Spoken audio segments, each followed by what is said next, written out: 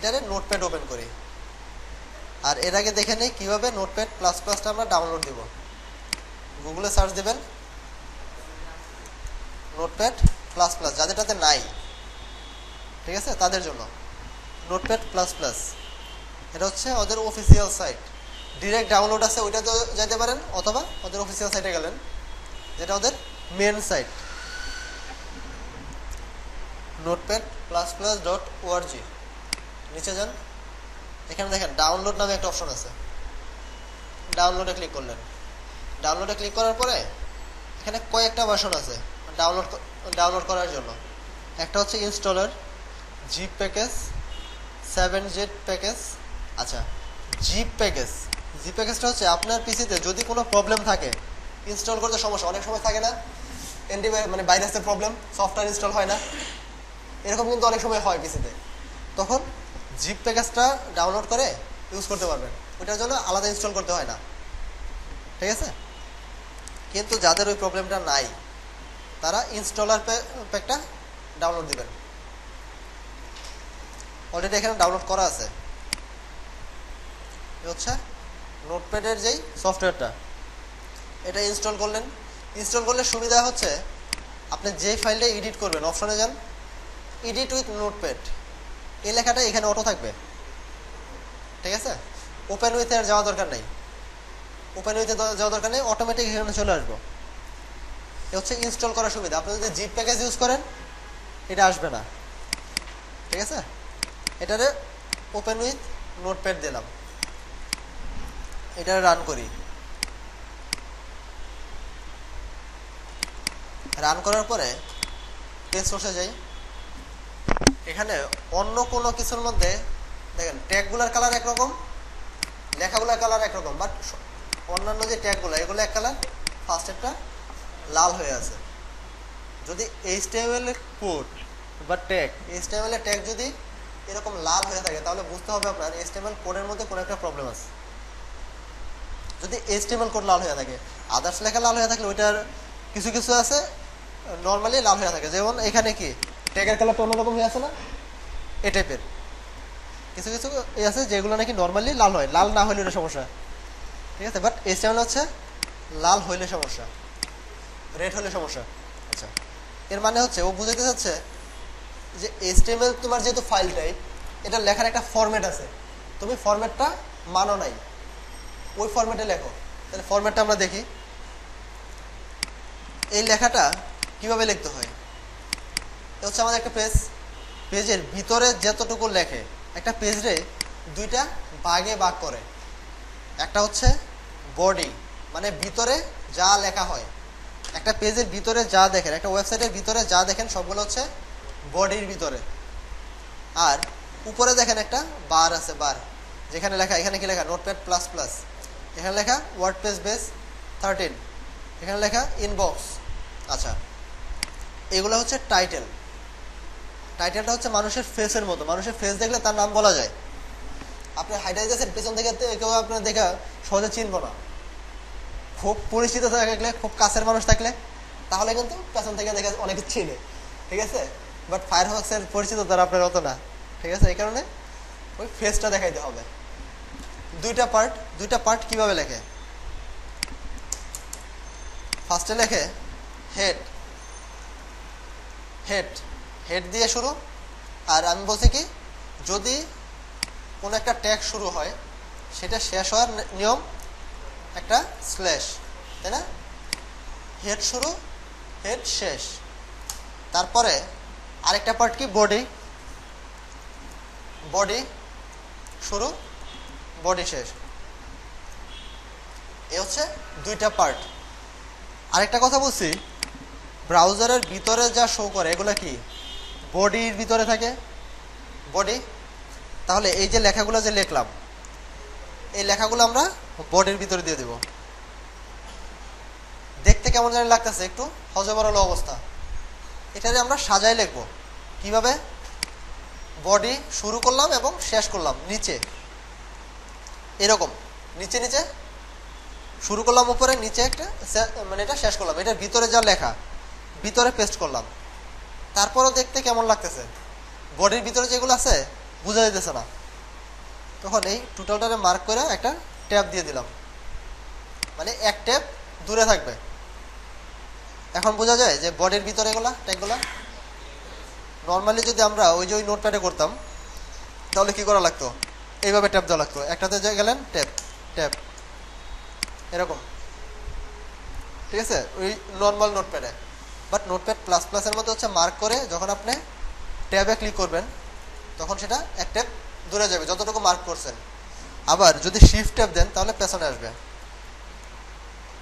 ঠিক আছে। Shift tap পেছনে আর ট্যাব হচ্ছে সামনে, ঠিক আছে।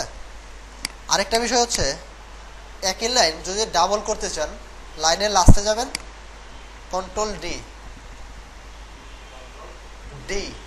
এই শর্টকাটগুলো আপনাদের এখন জানা দরকার আছে, বাট ট্যাগগুলো কীভাবে শর্টকাটে লেখা ওইটা পরে দেখবেন, ঠিক আছে। লাইনগুলো ডাবল করতে হলে কন্ট্রোল ডি। আবার একাধিক লাইন আপনি ডাবল করবেন, মার্ক করলেন কন্ট্রোল ডি। এখানে একটা সমস্যা হচ্ছে লাস্টের যে লাইনটা ওটা পাশে থেকে শুরু হইতেছে, তাই না। এটার যদি এরকম হয় যে আপনি একাধিক লাইন কপি করবেন বা ডুপ্লিকেট করবেন তাহলে একটা ইন্টারপ্রেস করবেন তারপরে মার্ক করবেন, মানে আপনার মার্কটা যেখানে শেষ হবে ওইখান থেকে তো লাইনটা শুরু, ঠিক আছে। Control D. আচ্ছা,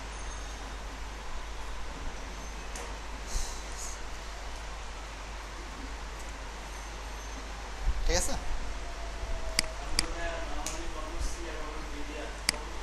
হ্যাঁ, আরো অনেক কিছুই পাবেন শর্টকাটের।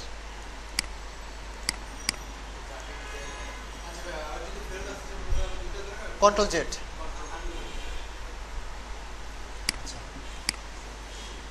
এটা হচ্ছে আমাদের নর্মালি সেভ করলাম, এখন রান করি পেজটারে। ওখানে রান করলাম, রানটা অলরেডি করা আছে, আমরা জাস্ট রিলোড দিলাম পেজটা। এখন পেজ সোর্সে যাই, এখন বলতেছে তাও ঠিক আছে, বডি পর্যন্ত ঠিক আছে, হেডও ঠিক আছে। হেডের আগে কিছু একটা দরকার, হেডের আগে কিছু একটা দরকার, মানে আমাদের এখনো স্ট্রাকচারটা ফুলফিল হয় নাই। এটা হচ্ছে আপনি যে ডকুমেন্টটা করতেছেন এটা কি টাইপের ডকুমেন্ট সেটা আপনাকে বলে দিতে হবে। Doc type, doc type HTML, তার মানে হচ্ছে ডকুমেন্টের টাইপটা HTML। আপনার এই ডকুমেন্টটা HTML টাইপের ডকুমেন্ট। এখন পেজ সোর্সে যান, লাল কালার কোনো আছে নাই। ডক টাইপটা স্মল লেটারও লিখতে পারেন, কোনো সমস্যা নাই।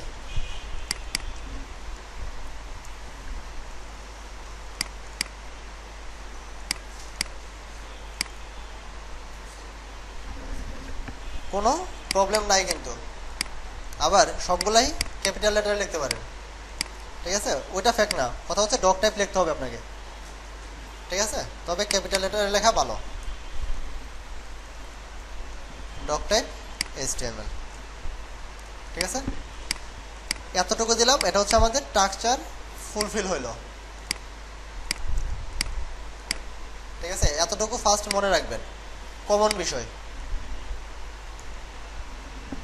ডক টাইপ দিয়ে HTML দিয়ে শুরু হবে, HTML ফাইল, এর ভিতরে হেড একটা ট্যাগ থাকবে, এটা শুরু এবং শেষ থাকবে, ঠিক আছে। এর ভিতরে এর পরে থাকবে বডি।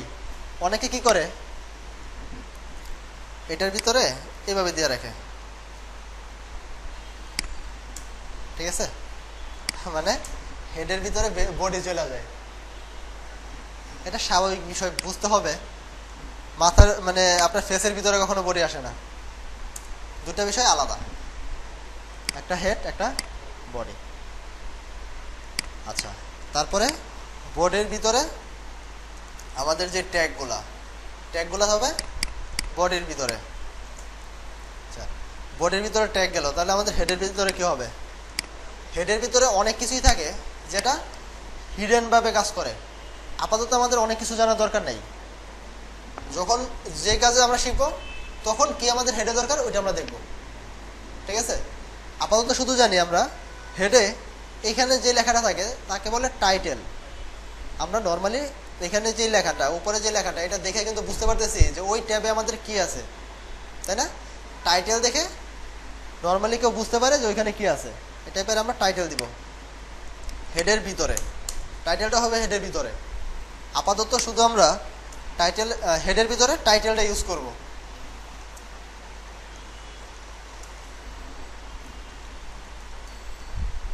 টাইটেল দিয়ে শুরু, তারপরে টাইটেল দিয়ে শেষ, ঠিক আছে? এখন এটার ভিতরে যদি লেখেন ক্লাস 1 HTML, আমরা ক্লাস 1 HTML হচ্ছে এটা টাইটেল। রিলোড দিলাম। এতক্ষণ কি ছিল? যখন টাইটেলটা ছিল না তখন এখানে কি ছিল? আপনার ফাইলটা যেই লোকেশনে আছে ওই লোকেশনটা শো করছে আগে, তাই না? আচ্ছা, এখন হচ্ছে টাইটেল যেটা আছে টাইটেলটা শো করতেছে যে এই পেজের টাইটেল কি। আপনি এখানে গেলেন, ওই ট্যাবে কি আছে বুঝতে পারতেছেন যে টাইটেলের কাজ উপরে। এখন টাইটেল দেখে শুধু ওইখানে লিখলেই হবে তা কিন্তু না। নর্মালি আপনি টাইটেলটা কি করলেন, পেজের ভিতরে লিখলেন, এখানে লিখলেন, রিলোড দেন, কাজ করবে। এটা যারা নাকি HTML করে তারা অনেকে জানে না ব্যাপারটা, যে টাইটেলটা যে কোনো জায়গায়, পেজের যে কোনো জায়গায় দিলে কাজ করে, বাট এটা আসলে নিয়ম না।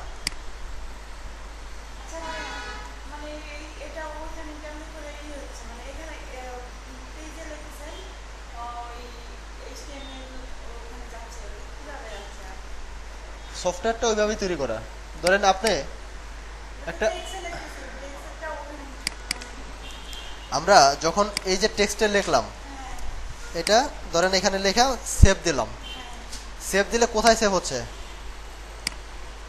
এই যে আমাদের ক্লাস 1-এ, ক্লাস 1টা যখন আমরা এডিটর দিয়ে ওপেন করতেছি, এডিটর এখানে নোটপ্যাড প্লাস প্লাস আমাদের, তখন এরকম কোডগুলো লেখার একটা সুবিধা করে দিচ্ছে আমাদের।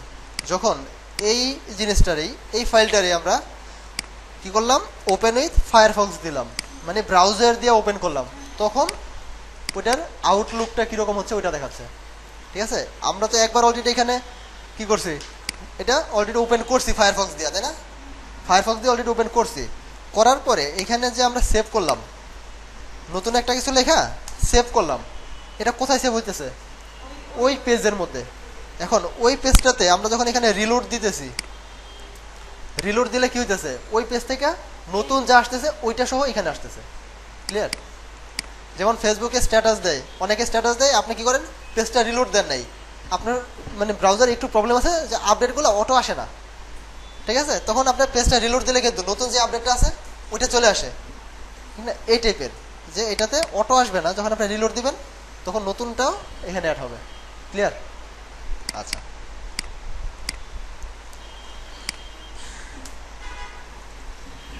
আমরা HTML এর ট্যাগ দেখলাম, আরো কয়েকটা ট্যাগ দেখি।